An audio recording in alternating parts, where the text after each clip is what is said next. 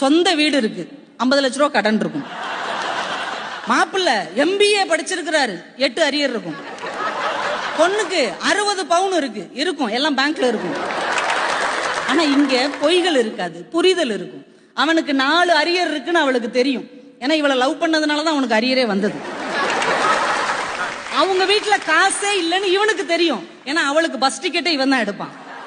அப்ப 2 பேர் குடும்ப நிலைமை தெரியும், வாழ்க்கை முறை தெரியும். அப்ப எப்படி எதிர்காலத்தை பற்றி திட்டம் போடுவது என்பது இங்கேதான் சிறப்பானதாக இருக்குமே தவிர அங்கே ஒருபோதும் அமையவே அமையாதுங்க. ஐயா, நான் நேரடியா பேச விரும்பல, சுத்தி வளைச்சு பேசுறேன். 18 வயசான ஒரு குடிமகன் ஒரு நாட்டின் பிரதமரையே தேர்ந்தெடுக்க உரிமை இருக்கு.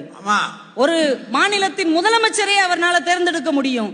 ஆனா தான் கூடவே வாழக்கூடிய வாழ்க்கை துணையை தேர்ந்தெடுக்க உரிமை இருக்கா இல்லையா?